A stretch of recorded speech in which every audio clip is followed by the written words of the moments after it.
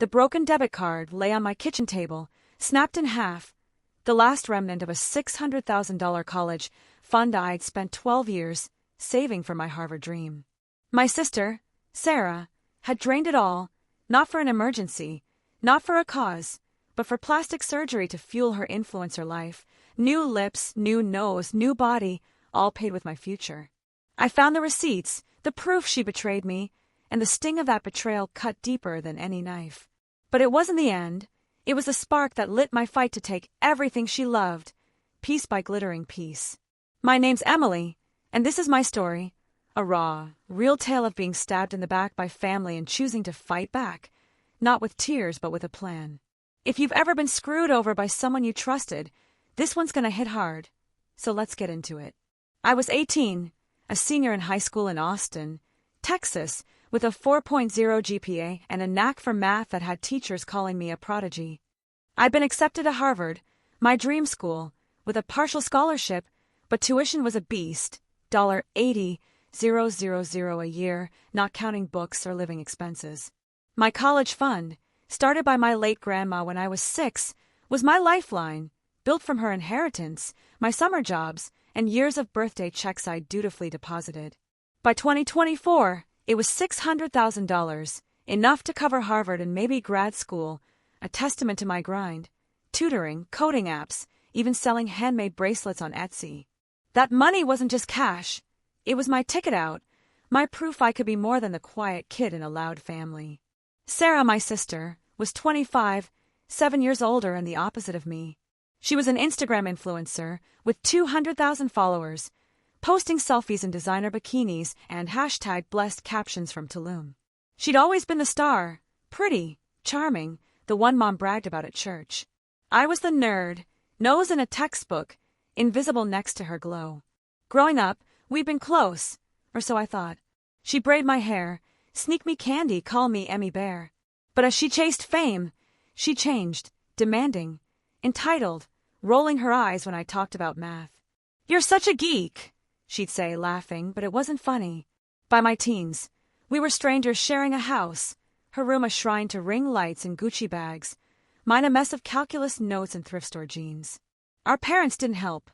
Mom, a real estate agent, adored Sarah's hustle, funding her trips and praising her brand. Dad, a mechanic, was quieter but enabled Sarah, slipping her cash when she overspent. I was the responsible one, expected to fend for myself. "Emily doesn't need help," Mom would say, waving me off. "She's got her fund." That fund was sacred, locked in a joint account with Sarah, who'd been added as a guardian when Grandma died, a decision I was too young to question. I trusted her, trusted them all, because that's what family does, right? Big mistake. The betrayal hit on a muggy August afternoon, weeks before I was set to leave for Harvard. I was at home, packing my dorm stuff, secondhand towels, a $20 lamp, when I got an email from the bank. Account balance, $12.43. My stomach dropped. I logged in, hands shaking, and saw the truth. $600,000 gone, siphoned out in chunks over 6 months. Withdrawals to Aesthetic Elite Clinic, Dr. Larson Cosmetic, Beverly Hills Med Spa. I Googled them, my heart racing. High-end plastic surgery centers, the kind influencers flock to for glow-ups. I found Sarah's Instagram, her latest post a mirror selfie, caption "Knew me who dis." Her lips were fuller, her nose sharper, her chest different. The timestamps matched the withdrawals, each one a stab. I drove to the bank, my beat-up Honda rattling, and demanded answers. The manager, a tired guy named Carl, showed me the records. Sarah's signature on every transfer, her name as co-owner giving her full access. She said it was for family expenses, Carl said, shrugging. Legally, she's clear. I wanted to scream, but I just nodded, clutching the printouts, my dream in pieces. I went home, locking myself in my room, and dug deeper. I found emailed receipts in Sarah's trash folder. She'd used my fund for $200,000 in surgeries, $300,000 on a leased Porsche, and $100,000 on lifestyle, expenses like Chanel bags and Maldives trips. Visual cue. Picture Emily's desk, littered with bank statements, Sarah's selfies glowing on her laptop, the broken debit card like a gravestone. I confronted Sarah that night, my voice shaking as I held up the receipts. She was in her room, filming a makeup tutorial, her ring light blinding. "You stole my college fund," I said, slamming the papers down. She barely flinched, wiping off lipstick. "Chill, Emmy," she said, her tone bored. "I needed an upgrade to stay relevant. You'll figure out college, smart girl like you." I stared, stunned. "That was my future," I said, tears burning. "You took Harvard." She rolled her eyes. "Harvard's overrated. Get a loan like normal people." I wanted to lunge, to break her phone, but I froze, her dismissal a second betrayal. Mom and Dad were no better. I showed them the evidence, expecting outrage, but Mom sighed. "Sarah's under pressure, Emily. Influencing is tough." Dad mumbled, "We'll sort it out," but they didn't. Sarah was their golden girl, untouchable. I sat in our living room, the same one where Sarah and I used to watch Disney movies, and felt like an orphan. The hurt wasn't just the money, it was their indifference, the way they chose her over me, over justice. I cried that night, alone, the first and last time I'd let myself break. Visual cue. Imagine Emily curled on her bed, receipts scattered, her Harvard acceptance letter crumpled, the room dark except for her phone's glow. The next morning, I made a choice. I wasn't going to beg or sue. Lawsuits were slow, and Sarah's legal access would drag it out. I wasn't going to Harvard. Not yet, but I wasn't done. Sarah thought she'd won, that I'd fade into her shadow, but she'd underestimated me. I looked at her Instagram, her perfect life built on my stolen dreams, and felt a cold resolve. She loved her fame, her followers, her shiny world. I'd take it all, not with violence or screams, but with something sharper, strategy. I didn't know how yet, but I knew one thing. Sarah's empire was fragile, and I was going to find its cracks. I started small, moving out to a $700 a month room in East Austin, using my last $2,000 from tutoring to cover rent. I deferred Harvard for a year, citing financial hardship, and got a job as a data analyst at a local startup, earning $40,000 a year. It was a far cry from my dreams, but it was a start, a way to rebuild while I watched Sarah. I created a burner Instagram account, following her every post, noting her sponsors, her habits, her weaknesses. She was careless, bragging about new money to followers, oblivious to the sister she'd burned. I wasn't crying anymore. I was planning, my anger a quiet blade, sharpening with every selfie she posted. Sarah thought she'd buried me, but I was digging my way out, and soon, she'd learned what it cost to steal from the one person who trusted her most. I picked up the shattered pieces of my debit card, the last scraps of my $600,000 college fund, and swore I wouldn't cry. Tears were a luxury for someone betrayed by their own sister. Sarah had blown my Harvard dream on plastic surgery and a Porsche, leaving me with $12.43 and a family that didn't care. But in that moment, something shifted. My pain hardened into a blade, cold and sharp, and I vowed to take everything she loved, her fame, her followers, her perfect little world. My name's Emily, and this is the part of my story where I go from broken to ruthless, uncovering a secret that could ruin Sarah and building a plan to make her pay, not with screams but with silence. If you've ever had to rebuild after someone tore you down, buckle up, this gets intense.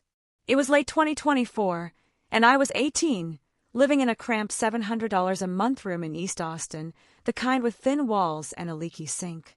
I deferred Harvard for a year, blaming financial hardship, and landed a job as a data analyst at a startup, pulling $40,000 a year. It was grunt work, crunching numbers for a logistics app, living on instant noodles and thrift store clothes, but it kept me afloat. My old life, the one with a $600,000 fund and a family who at least pretended to care, was gone. Sarah's betrayal wasn't just about the money, it was the way she shrugged it off, saying, "Get a loan," while Mom and Dad backed her up. That hurt more than the empty bank account, and it fueled me, a quiet rage that burned hotter every day. I didn't confront Sarah again. She wasn't worth it. Instead, I watched her, a predator studying prey. I created a burner Instagram account, AustinVibes21, and followed her, blending in with her 200,000 fans. Her posts were a parade of excess. Yacht parties in Miami, $2,000 Balenciaga sneakers, captions like, "Living my truth sparkles." I cross-referenced her stories with the bank withdrawals I'd found. $50,000 for a brand trip to Dubai, $20,000 for a collab with a makeup line, all my money. She wasn't just spending. She was building an empire on my stolen future, and nobody questioned it. Mom would comment, "So proud of you, baby," while I sat in my room, screenshots piling up, my anger a ticking bomb. The first months were brutal. My job paid the bills, but I was broke by the 20th of every month, skipping dinners to afford gas for my rattling Honda. I'd lie awake, the neighbor's TV blaring through the wall, replaying Sarah's smirk, her "chill Emmy." I wanted to hate her, but part of me still saw the sister who'd braided my hair, and that made it worse. I started therapy, not to heal but to focus, meeting with Dr. Chun, a no-nonsense counselor who took my $20 copay. "You're not grieving," she said, eyeing my stack of Sarah's receipts. "You're plotting." I nodded, unashamed. "She took my life," I said. "I'm taking hers." Dr. Chin didn't judge. She helped me channel my fury into strategy, urging me to know your enemy. Knowing Sarah meant digging deep. I spent nights analyzing her online life, mapping her sponsors, fashion brands, skincare lines, a shady crypto app pushing NFTs. She'd post affiliate links, raking in $10,000 a pop, her DMs full of fans begging for style tips. But I noticed cracks. Her engagement was slipping, comments like, "same filter," every time, face with rolling eyes popping up. She was obsessed with staying relevant, posting 3 times a day, her stories a blur of gym selfies and authentic rants. I hacked her public Wi-Fi once, don't judge, I was desperate, and found her Google searches. Best surgeons for jawline, how to boost Instagram algorithm. She was insecure, chasing perfection, and that was my way in. The game changer came in January 2025, 5 months after the betrayal. I taught myself basic coding to scrape data for my job, and on a whim, I ran a script on Sarah's Instagram, pulling metadata from her posts. Buried in a deleted story from last summer, I found a bombshell, a photo of her kissing a guy, timestamped during a girl's trip to Vegas. The guy wasn't her public boyfriend, Jake, a fitness influencer she'd been exclusive with for a year. I cross-checked the metadata, geotagged at a Vegas club, the same week she drained $30,000 from my fund for the trip. I dug deeper, finding DMs she'd archived, flirty exchanges with this guy, a DJ named Marco, promising more fun next time. Sarah was cheating, and Jake, with his 500,000 followers, was her golden ticket to bigger sponsorships. If they split, her brand would tank. I sat back, my laptop glowing in the dark, my pulse racing. This was it, Sarah's Achilles heel, a secret that could unravel her carefully curated life. Jake's fans adored their power couple vibe, and brands like Fit Tea and Luxskin bankrolled her for it.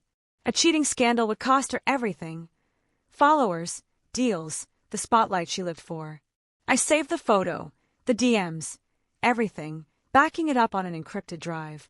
I wasn't sure how I'd use it yet, but I knew it was dynamite, and I was ready to light the fuse. Visual cue. Imagine Emily's tiny room, her face lit by the laptop, the Vegas photo on screen, her eyes cold and calculating. I started building my own life, not just to survive, but to strike.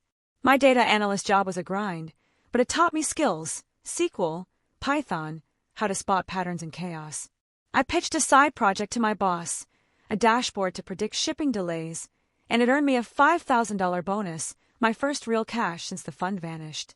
I invested it in a coding bootcamp, learning to build apps, my nights a blur of tutorials and Red Bull. By spring 2025, I'd launched a freelance gig, designing data tools for small businesses, pulling $2,000 a month on top of my salary. It wasn't Harvard, but it was mine, proof I could rebuild without Sarah's shadow. I also got smarter about money. Sarah's theft taught me to protect what's mine, so I opened a new account, used 2-factor authentication, and kept my earnings in a high-yield savings account, growing to $10,000 by summer. I studied personal finance on YouTube, learning about index funds and tax shelters, vowing never to be vulnerable again. My therapist, Dr. Chun, noticed the shift.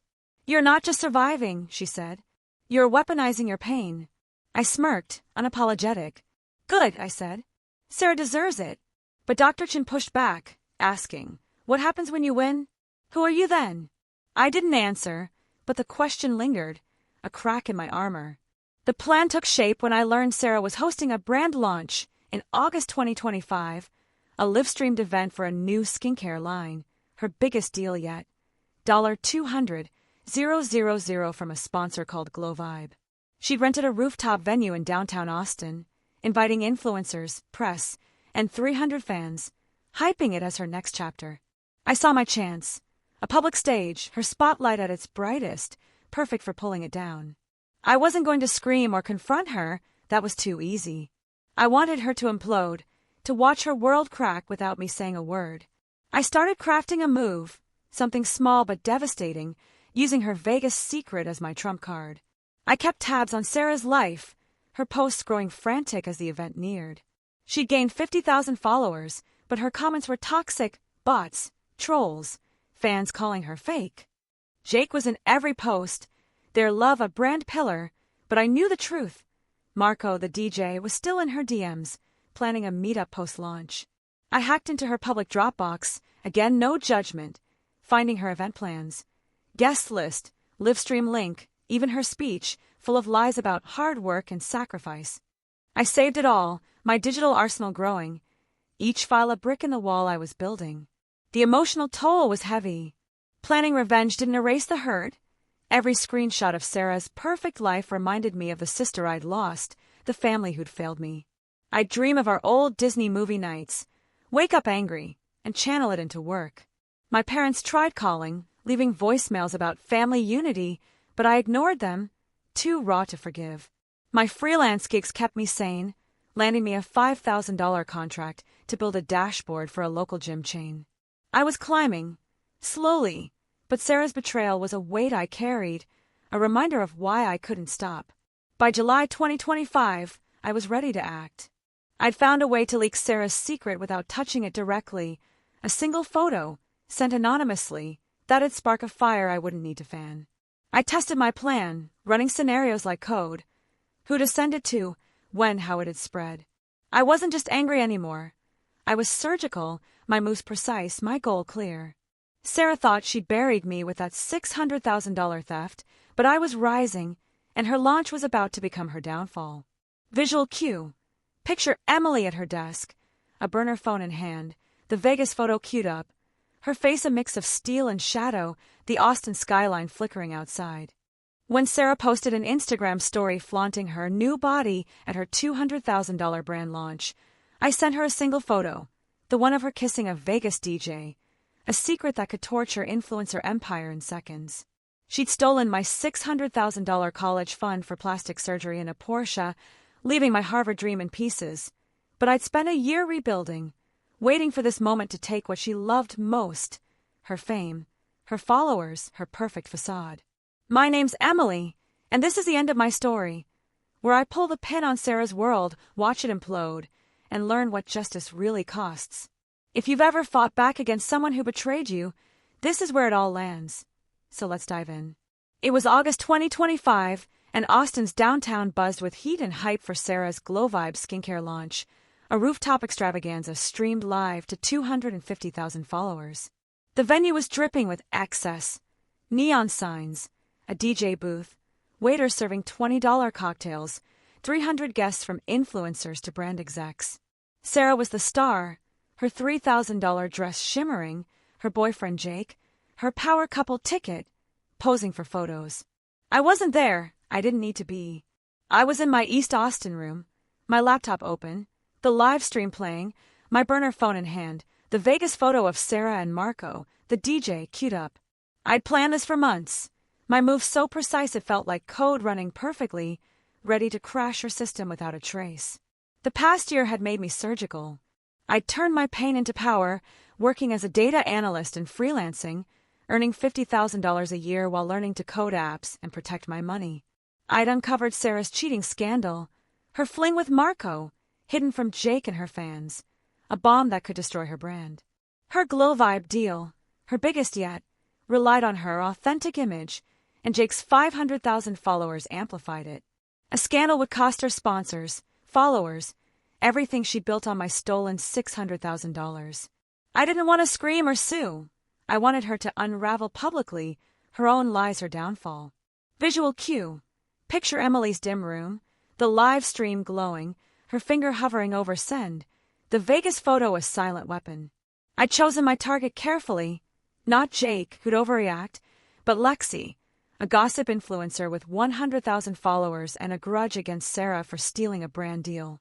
Lexi was at the launch, live tweeting, her phone glued to her hand. I tested my plan, using a VPN to mask my IP, an encrypted app to send the photo anonymously, and a burner account to leak it to Lexi's DMs. The message was simple. Sarah's not who you think. Ask her about Vegas. Attached was the photo. Sarah and Marco, lips locked, timestamped during her girls' trip, funded by my fund. I hit send at 9:15 p.m. as Sarah took the stage, her speech about self-love streaming to thousands. Lexi's reply came fast. OMG, is this real? I didn't respond. I didn't need to. The fallout was instant. Lexi posted the photo to her Instagram story, tagging Sarah and Jake, captioning it Vegas Tea? Eyes hashtag GlowVibe launch. The live stream chat exploded. Is that Sarah cheating? Jake deserves better. As guests at the rooftop checked their phones, whispers spreading. Sarah, mid-speech, didn't notice at first, gushing about building GlowVibe from nothing. But Jake did, his face darkening as he scrolled, stepping away from the stage. Lexi doubled down, tweeting, Sarah's out here living a lie while preaching self-love. Hashtag busted. By 9:30 p.m., the photo had 10,000 shares, trending on X with hashtag SarahVegas, her followers dropping by the thousands. Sarah's speech faltered, her smile slipping as an assistant whispered in her ear, showing her the phone. The live stream caught it all, her eyes widening, her voice cracking as she mumbled, I need a moment. The crowd murmured, cameras flashing, influencers filming. Jake stormed over, his voice audible on the stream. Is this true, Sarah?